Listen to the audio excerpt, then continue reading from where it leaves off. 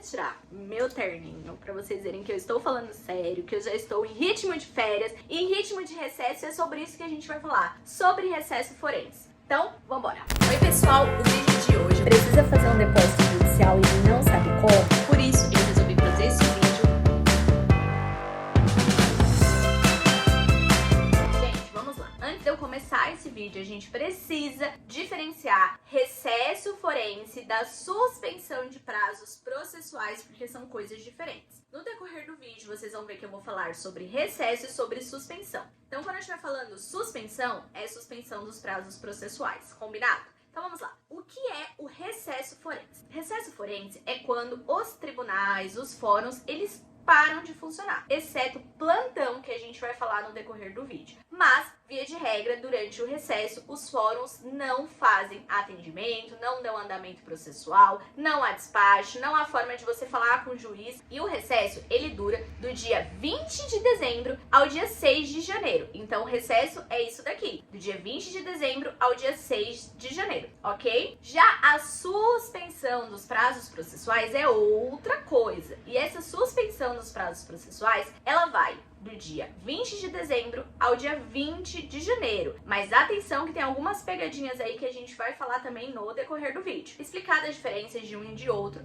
vou falar pra vocês como eu me preparo para o recesso. Porém, antes eu vou responder as perguntas que vocês me mandaram lá no meu Instagram, inclusive eu vou deixar minha arroba aqui e vamos responder essas perguntas. Tudo para. Não podemos incluir nada novo no processo, a não ser que os tribunais, ESAG, PJE estejam em manutenção. Você vai conseguir visualizar o processo, você vai conseguir peticionar, você vai conseguir fazer protocolo, você vai conseguir fazer tudo, inclusive distribuir novos processos. O que não vai ter ali no momento vai ser o juiz apreciar o seu pedido ou começar a correr prazo para outra parte. Como é a contagem dos prazos? Então vamos lá, vamos contar juntos os prazos pra gente saber como que conta prazo durante o recesso. Então peguei aqui um calendário, tá vendo? Aqui a gente tem o dia 18 de dezembro, aqui, dia 20. Dia 20 começa o recesso, certo? Então daqui pra frente, a suspensão, eu não conto prazos daqui pra frente. Então vamos supor que uma decisão judicial foi publicada aqui no dia 18 de dezembro e meu prazo é de 5 dias. Então publicou aqui no dia 18,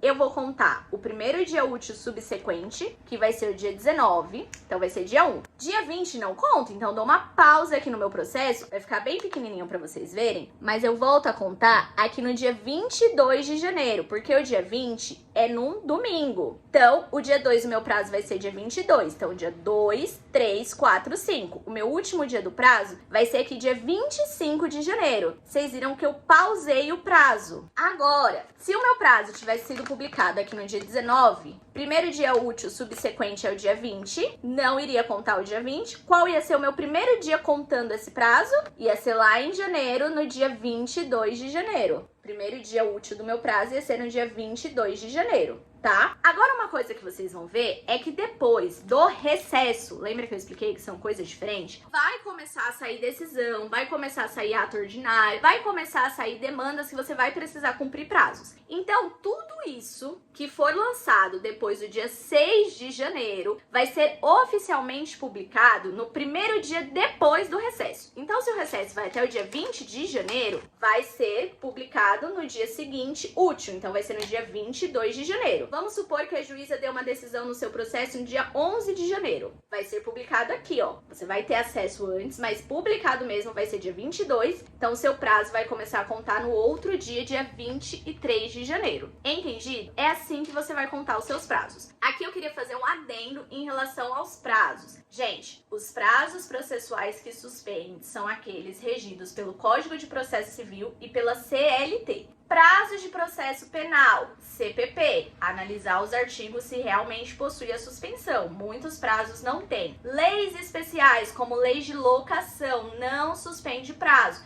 Um outro adendo que eu preciso fazer sobre prazos, os prazos decadenciais e prescricionais, não suspendem esses prazos. Bruna, então eu tô ferrada. não entendi mais nada, volta tudo, me confundiu toda. Esse tipo de prazo, geralmente, é o prazo que você tem para exercer algum direito. Então, vou dar aqui como exemplo uma conta super facinho da gente fazer. Demandas contra seguros. Segundo o Código Civil, as demandas contra seguros, o prazo é de 1 ano para você propor a ação. Vamos supor que o seu cliente ele recebeu a negativa do seguro no dia 26 de dezembro de 2022. Então, ele tem 1 ano para dar entrada nessa ação. Se foi dia 26 de dezembro de 2022, ele tem até quando para entrar com esse processo? Até o dia 26 de dezembro de 2023. 1 ano. Isso significa que, mesmo durante o recesso, você pode e deve distribuir essa petição inicial. Se você deixar para distribuir depois do recesso ou depois da suspensão, o seu processo vai ser julgado muito provavelmente extinto, sem resolução de mérito, por conta do prazo prescricional de decadência que vai ser considerado. Não importa se está no recesso, não importa se está na suspensão de prazos processuais.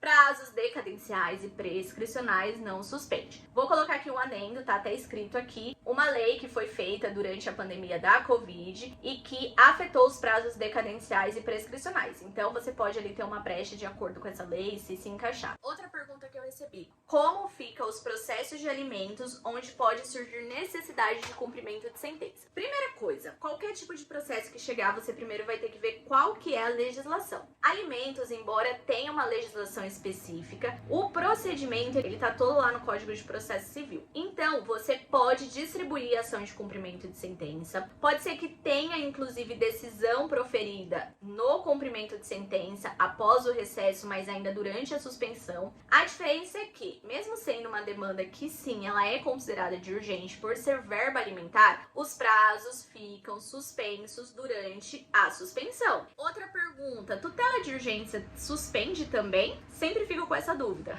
Gente, vamos lá. Tutela de urgência não suspende. O próprio nome já diz, tutela de urgência. E ela tá em uma das exceções do Código de Processo Civil. Vamos aproveitar essa pergunta pra gente pegar 2 ganchos aqui, tá? Primeiro, sobre o plantão judiciário. Mesmo durante o recesso, o plantão judiciário continua disponível. Qualquer demanda que se enquadre nas possibilidades de litigar pelo plantão judiciário, você vai distribuir a ação, vai ter decisão mesmo durante o recesso, e se for concedida a tutela de urgência, ela deve ser entregue para a pessoa que precisa cumprir aquela tutela, e caso ela não cumpra, seja lá estipulada algum tipo de multa, essa multa ela é contada mesmo se estivermos em recesso ou suspensão, ok? Vou dar um exemplo aqui rapidinho para vocês. A pessoa precisa fazer um tratamento de saúde que é risco de vida e o plano de saúde nega a cobertura. O advogado pode distribuir a ação no plantão judiciário. Se a tutela for concedida, o plano de saúde precisa cumprir a tutela. Caso ele se recuse e tenha a pena lá de multa, essa multa poderá ser cobrada considerando os dias tanto do recesso quanto da suspensão. Então fiquem espertos nisso. Outra pergunta: meu processo fica parado? Sim e não. Então, vamos supor que o seu processo seja uma coisa comum, que é regido pelo Código de Processo Civil. Durante o recesso, sim, ele vai ficar parado.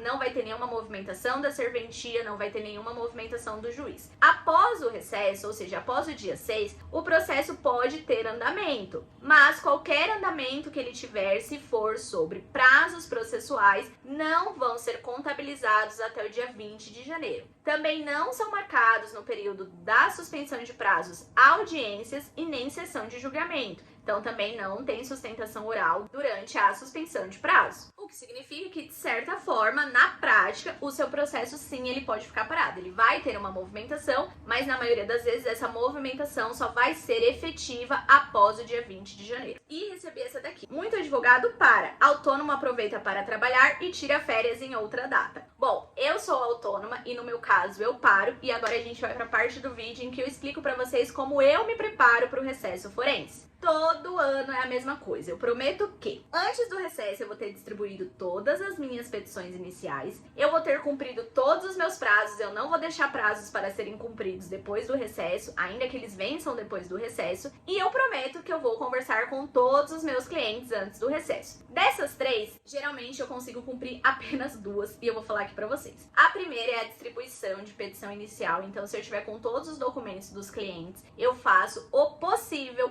para distribuir a ação ainda no ano da contratação. Eu acho que isso tira um peso das costas do advogado. Isso é muito bom para o cliente, porque você pode falar para ele que você deu entrada no processo dele, ele não vai ter que esperar a virada do ano. Considerando também decadência e prescrição, eu gosto de distribuir as iniciais e aconselho que você também faça isso, distribua as iniciais ainda no ano corrente, ainda no ano da contratação, tá? Bruna, não consegui distribuir, tinha muita coisa, não tem problema. Só analise o prazo de decadência e prescrição e você distribui no ano seguinte. 2 que eu também consigo cumprir e também aconselho que você o faça. Eu comunico a todos os clientes sobre o recesso. Como eu já falei para vocês várias vezes, mensalmente eu mando relatório para os meus clientes e dezembro não seria um mês diferente. O que muda em dezembro é que eu deixo para mandar esse relatório mais próximo do recesso, porque quando eu mando o relatório, pergunto se o cliente tem alguma dúvida, eu explico que vai ter o recesso e eu falo também que os processos vão ficar pausados do dia 20 de dezembro ao dia 20 de janeiro, porque quando eu falo com o cliente, eu considero tanto o recesso quanto a suspensão. E aí eu comunico que eu também aproveito esse período para ficar mais offline, para realmente tirar um tempo de descanso.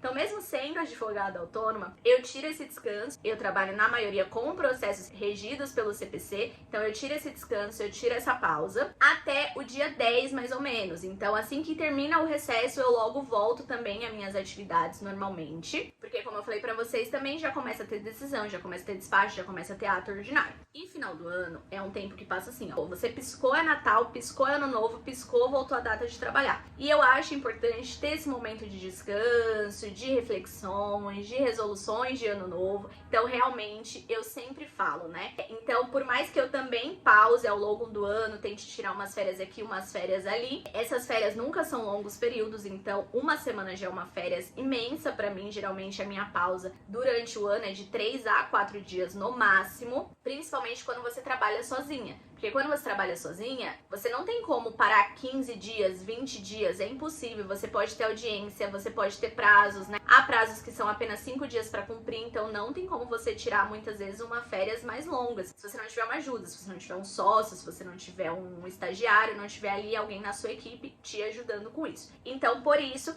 eu aproveito sim o recesso para descansar, porque eu também fico com a mente tranquila que não vai ter movimentação nos processos, não vai ter prazo correndo, não vai ter audiência, não vai ter sustentação oral, não vai ter nada disso. Então, meu conselho pra você, a não ser que você trabalhe com penal, que são exceções, né? Continua ocorrendo prisões mesmo durante o recesso. Então, se você não atua no penal, meu conselho pra você é realmente, sabe, descanse, vai curtir o Natal, vai curtir o Ano Novo, vai ficar com a sua família, com seus amigos, tirar um tempinho pra você. Meu conselho é esse. Então, por isso, eu aviso meus clientes. E o que eu não consegui cumprir até hoje é cumprir todos os prazos antes do recesso. Eu tento cumprir, mas acabo sempre deixando sem prazos pro ano seguinte. Então, meu conselho aqui é, já compre a sua agenda do ano seguinte, a sua agenda 2024, já anote lá os prazos que você tem. Eu, por exemplo, já tenho prazos que vão vencer em fevereiro, tenho prazos que vão vencer em janeiro. Eles já estão devidamente anotados na minha agenda do ano de 2024. Até dia 19 de dezembro, eu espero que saiam novas publicações, porque isso significa que o processo está andando.